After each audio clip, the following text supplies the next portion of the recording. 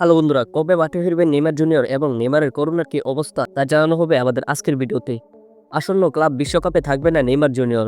যদিও ক্লাব বিশ্বকাপে ফ্লেমিঙ্গোর হয়ে খেলতে চেয়েছিলেন নেইমার জুনিয়র, তবে ইচ্ছে করে ক্লাব বিশ্বকাপে অংশগ্রহণ করেনি নেইমার জুনিয়র। তার কারণ হলো দুইটা। প্রথমত, নেইমার জুনিয়র এখনও ইনজুরি থেকে পুরোপুরি সুস্থ নয়, এবং যদিও নেইমার করোনা থেকে পুরোপুরি সুস্থ হয়ে আছেন, তারপরেও নিরাপত্তা রক্ষার্থে আর কিছুদিন পরে মাঠে নামবে নেইমার জুনিয়র। যদি নেইমার ফিট থাকেন তাহলে যে কোনো দলের জন্য নেইমার একটি বড় চ্যালেঞ্জ হতে পারেন।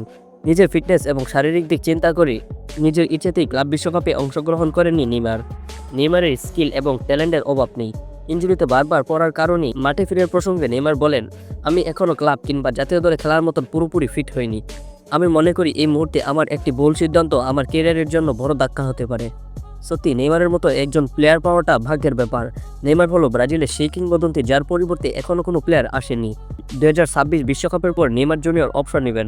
তা নেইমার জুনিয়র নিজেই বলেছেন যে তিনি 2026 বিশ্বকাপের পর অবসরে চলে যাবেন। সেই 2014 সালের পর থেকে একের পর এক ইনজুরি, এখন তো 2-1টা ম্যাচ খেলার পরই নেইমার ইনজুরিতে পড়ে যায়। নেইমার এখনও পুরোপুরি ফিট হতে পারেননি, যার কারণে নেইমার ব্রাজিল জাতীয় দলের হয়ে খেলতে পারছেন না, এবং কার্লো আনচেলত্তি নেইমারকে দলে নিতে মরিয়া হয়ে আছেন। নেইমার সুস্থ হয়ে পরবর্তী ম্যাচগুলোতে থাকবেন, এবং সান্তোসের হয়ে নেইমার কবে মাঠে নামবেন তা আপনাদেরকে পরবর্তী একটি ভিডিওতে জানানো হবে। তো বন্ধুরা, এই ছিল আমাদের আজকের ভিডিও, এবং যদি আপনাদের কিছু জানা থাকে তাহলে কমেন্ট করতে পারেন, পরবর্তী ভিডিওতে রিপ্লাই করা হবে। এবং মাঝে মধ্যে কমেন্ট করবেন, কারণ আপনাদের কমেন্টগুলো পড়তে এবং রিপ্লাই করতে আমার কাছে অনেক ভালো লাগে।